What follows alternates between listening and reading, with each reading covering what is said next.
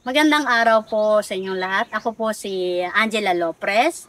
Ako po ang project manager ng aming crab fattening dito sa San Jose Aquaculture SLP Association. Ayan mo, may lumilitaw na ayan. Ayan o, isda.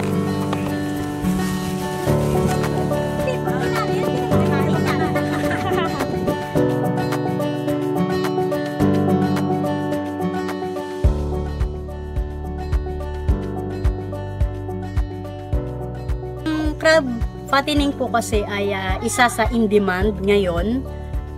Pero medyo mahina at walang halos makuhaan na mga crab, na malalaki na crab na pwedeng i-deliver sa mga restaurant.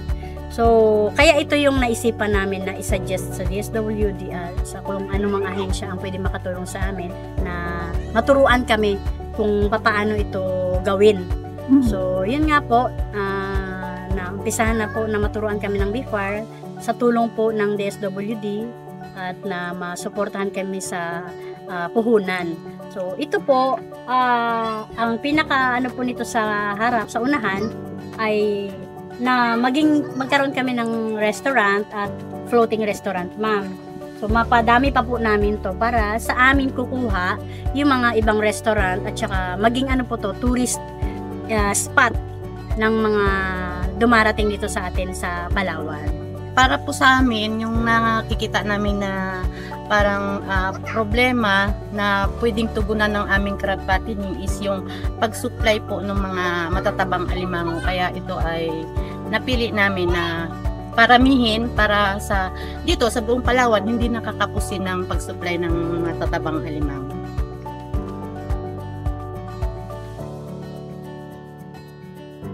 Nakakatulong sa amin ang DSWD sa financial.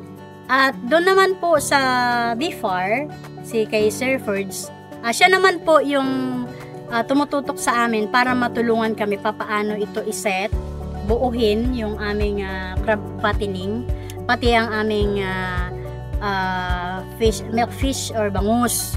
So, siya din po yung nagturo papaano siya maging maayos at papaano palakihin yung aming bangus at crab fattening namin po.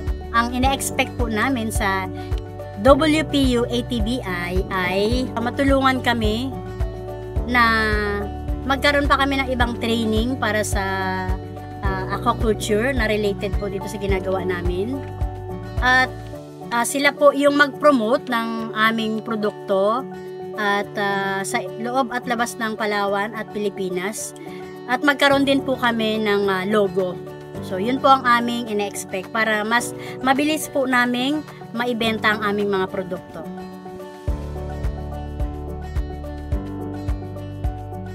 Yung problema po sa aming association po ay yung sa paggawa po ng aming storage house, medyo matagal po namin nasimulan dahil kulang po kami sa manpower at wala pong magbabayanihan na mga membro ng asosasyon. Kaya po, nagkuha po kami sa labas ng tao para gagawa sa aming storage house. At nung matapos nga po, bago pa po namin nasimulan yung aming proyekto, yung mga naman po, challenges po sa aming produkto po ay yung dumating po yung bagyo.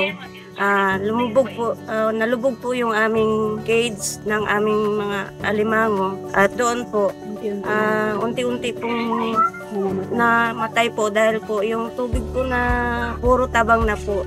Kailangan po kasi mayroong tubig alat para po yung alimango hindi po mamatay. At ang solusyon po na naisip namin ay lagyan siya ng lubid para pag oras po ng baha ay ligtas yung aming alimango at may angat po.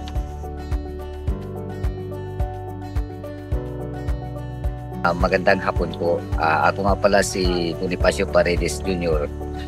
Kumakatawan bilang pangalawang pangulo po ng aming samahan ng aming asosasyon.